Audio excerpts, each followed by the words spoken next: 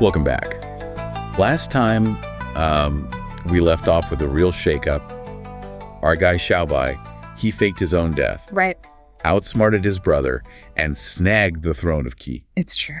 becoming the ruler, Lord Huan. Yeah. Talk about ambition, right? But as you can imagine, not everyone was thrilled about this turn of events. You know, what's so fascinating is how this story, it highlights the importance of second chances. Yeah. And recognizing talent, even in the most unexpected places. Yeah. We see this play out with both Lord Huan, who gets a second chance at life, Right. and Guan Zhong, who goes from condemned prisoner to, Yeah. well, you'll see. Okay, so picture this. Lord Ju, the brother who got played, finds out about Lord Huan's little power grab. It's quite the story. How do you think he reacted? Fury doesn't even begin to describe it. Right. He hightails it to his ally, Du Zhuang of Lu, fuming about how he should be the rightful ruler. Of course. And Du Yeah. Zhuang, Yeah. well-intentioned but a bit stuck in his ways, I see. is all about tradition and honorable conduct. So they team up to take down Lord Huan. They do. Did they at least come up with a good plan? You'd think experience would have taught them a thing or two about underestimating both Lord Huan and his advisors. Right. They decide to march on Qi with a full-blown, by-the-book army, convinced that their righteousness will ensure victory. Hold on, didn't Guan Zhong try to warn them about this? He did. Remember, Yeah. Guan Zhong was advising Lord Ji before his supposed death. Right. He knew Qi would be prepared for a conventional attack. He even suggested a surprise attack, Oh. something a little less honorable. Knowing Duke Swang, he probably took that suggestion about as well as a cat takes a bath. Pretty much. Yeah. Duke Swang was all about upholding the legacy of the ancient sages, Right. sticking to rituals and traditions, Okay. sneaking around, not exactly his style. Right. He even threw Guan Zhong's past attempt to ambush Lord Huan back in his face. So how'd that honorable approach work out for them? Total disaster. Qi was ready for them. They crushed Duke Swang's forces Wow. and even managed to capture his personal carriage. Oh. Talk about adding insult to injury. Ouch. Speaking of adding insult to injury, where does this leave Guan Zhong Right. stuck on the losing side again? And it in a seriously precarious position. Yeah. Lord Huan, understandably, still saw him as a threat. Sure. So he offers Duke Zhuang a deal, his life in exchange for Lord Ju and Guan Zhong. Oh man, talk about being caught between a rock and a hard place. Yeah. That's got to be a tough break for Guan Zhong after everything. From trusted advisor to prisoner of war again. You'd think so, right? Yeah. Most people in that situation, they'd be terrified. Right. But Guan Zhong, he's tossed into a prison cart, Okay. being sent back to what seems like certain death, Yeah. and he's singing. What? He's practically cheerful, Yeah. saying things like, "I'm feeling great, so great." It's enough to make you wonder if the stress had finally gotten to him. That is an insanely chill reaction for someone about to face, shall we say, an unpleasant execution. It's quite a reaction. What was he so confident about? Was he just a really, really good poker player? It all comes down to one word. Guangxi. Okay. Remember how we talked about how vital personal connections are in Chinese society? Right. Guan Zhong was banking on the deep bond he had with Bao Shuya, Okay. who was now Lord Huan's most trusted advisor. Oh, okay. They had a history, a deep, unwavering trust. So kind of like that friend who always has your back no matter what. Exactly. Yeah. Guan Zhong had even entrusted his family to Bao Shuya's care. Wow. He believed their friendship, their guangxi, would save him. Okay. And this is where it gets really interesting. Okay, I'm on the edge of my seat here. Yeah. Does Bao Shuya come through? He does, but it's not a simple rescue mission. Go. Bao Shuya understands Lord Huan's anger, Right. but he also recognizes Guan Zhong's brilliance. He goes to Lord Huan and lays it all out. This guy, the one you want to execute, he's the only one who can truly make Qi strong. I bet that went over well. I mean, how do you even begin to convince someone to spare the life of a guy who almost had them killed? Right. Twice. Yeah. But Bao Shuya was strategic. Okay. He emphasized Guan Zhong's strengths, his deep understanding of governance, his ability to inspire loyalty, his focus on law and order, Right. all the things that even Bao Shuya admitted he wasn't as skilled at. Huh? It wasn't just about friendship, it was about recognizing and utilizing talent for the greater good. Wow. So he basically tells his best friend, the king, hey, this other guy, he'd be a way better advisor than me. It's quite the statement. Talk about putting your faith in someone. He did, and it took some serious convincing. Yeah. But Bao Shuya eventually persuaded Lord Huan to at least meet with Guan Zhong. Okay. Hear him out before breaking out the boiling oil. Okay, so Guan Zhong, condemned prisoner turned highly recommended advisor, is about to come face to face with the king he once tried to overthrow. Talk about an awkward first meeting. What happened when he finally got his audience with Lord Huan? You might expect, some groveling, maybe a dramatic plea for mercy, but Guan Zhong, cool as a cucumber. Really? He knew this was his chance to prove Bao Shuya right. Right. Instead of begging for his life, he talked about what mattered most to Lord Huan, the stability and prosperity of Qi. Smart move, skip the waterworks, cut straight to the policy proposals. Exactly. So what did he suggest? He laid out his vision for a strong and thriving Qi, a vision built on 4 fundamental values: righteousness, integrity, honor, and shame. Okay. He argued that these values were like the pillars holding up a well-run kingdom, Right. or even a well-run business today. That makes sense. I mean, imagine a company riddled with scandals and corruption. It's usually because those core values are missing. Exactly. It's about trust, accountability, Right. and a shared sense of what's right and wrong. Guan Zhong believed that without these values, society would crumble. Right. And he was determined to make them central to Qi's government. It's fascinating how relevant those ideas still are today, thousands of years later. Absolutely. But it's one thing to talk about values, Right. quite another to actually cultivate them. For sure. How did Guan Zhong suggest putting these principles into practice? He argued that, you can't expect people to uphold high moral standards when they're struggling just to survive. Right. He told Lord Huan that before people can even think about righteousness or integrity, Yeah. their basic needs must be met. Of course. They need food on the table, clothes on their backs, and a roof over their heads. It's like that saying, happy employees make for happy customers. Right. Guan Zhong realized that a content and prosperous populace would ultimately make Xi stronger and more united. Precisely.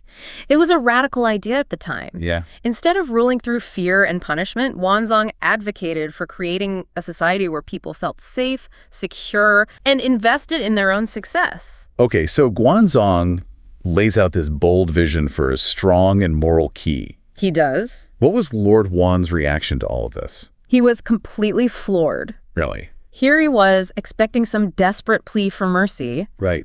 and instead he gets this grand vision for a better future for Qi. Whoa. Lord Huan was hungry for this kind of leadership, for someone with a plan. Right. He was so impressed that he invited Guan Zhong to address the entire court the next day. Talk about a promotion. From prisoner to keynote speaker in 24 hours. It's quite the turnaround. What did the court think of Guan Zhong's radical ideas?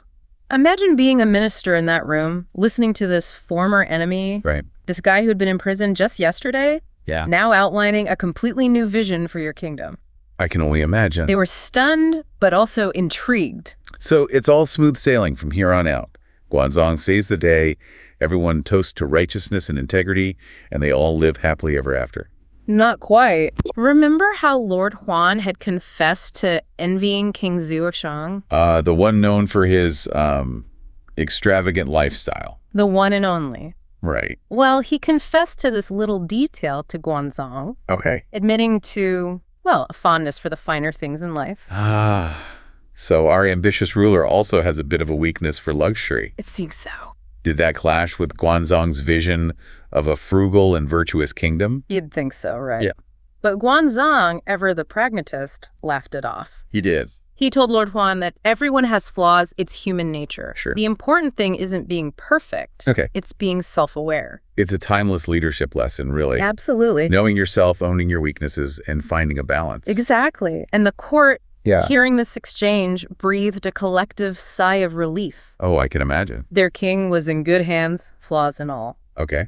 Right then and there, Lord Huan officially appointed Guan Zhong as his prime minister. From prisoner to prime minister, that's one heck of a turnaround story. It is. You'd think Guan Zhong would be thrilled, You would think. ready to implement his grand plan. But remember that concept of Guanxi? Yeah.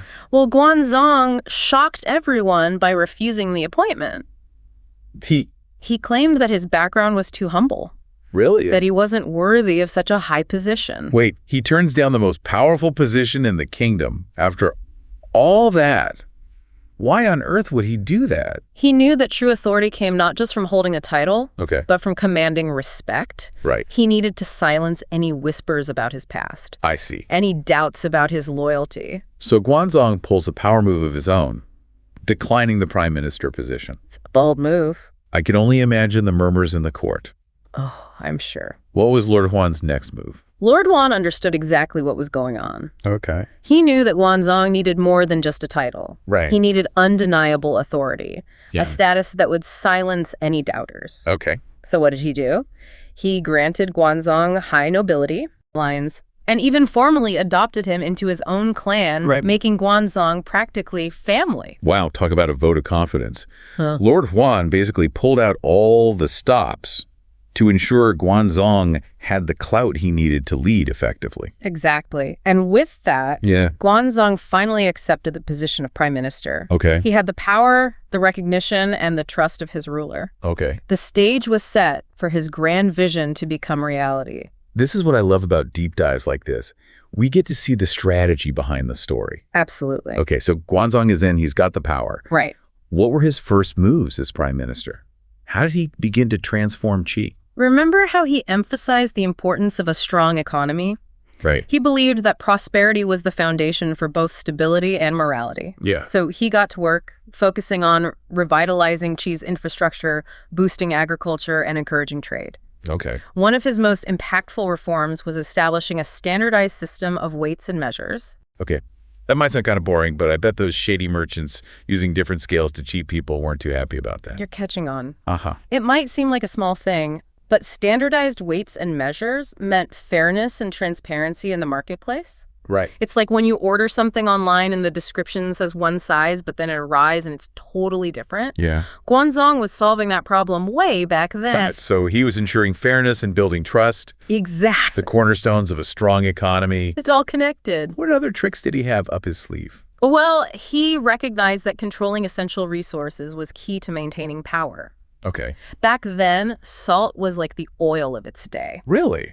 Guan Zhong implemented policies to manage salt production, which generated huge revenue for Qi and allowed them to exert influence over their neighbors. Salt, the original white gold. It's true. It's amazing how something so basic could have such a huge impact. It's all about strategy. But Guan Zhong wasn't just focused on economics, right?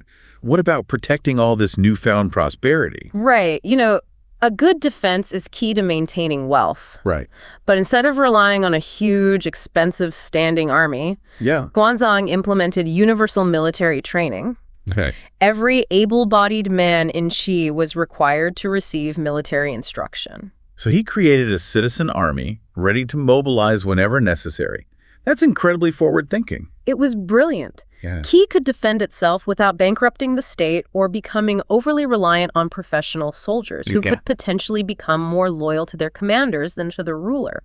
That's fascinating. Yeah. And I bet it fostered a sense of shared responsibility and national pride. Exactly. But his reforms didn't stop there. Really? He streamlined governance, tackled corruption, and promoted people based on merit rather than their family connections. Wow. Guan Zhong was a true innovator, and his reforms weren't just about consolidating power. Right. They were about creating a more just, prosperous, and stable society. So what you're saying is this former prisoner, this advocate for respecting heaven by serving the people, actually walked the walk. He did, and the results were undeniable. Yeah. Under Guan Zhong's leadership, Qi became the most powerful state in China. Wow. His focus on economic strength, military preparedness, and a well-governed society brought about a golden age for Qi. What an incredible story. It really is. It really makes you think, what if our leaders today took inspiration from Guan Zhong's example? That's an interesting thought. What if they focused on serving the needs of the people, on building a more just and equitable society? It's a powerful idea. Imagine the possibilities. It's definitely worth pondering. Yeah. The story of Guan Zhong reminds us that true leadership isn't about personal gain or clinging to power. Right. It's about using that power to uplift others and create a better future for all. That's a thought-provoking note to end on. So until next time, keep exploring, keep asking questions, and who knows, maybe you'll discover the next Guan Zhong hiding in plain sight. I'll be here, ready to dive in with you. That's it for today's deep dive. See you next time.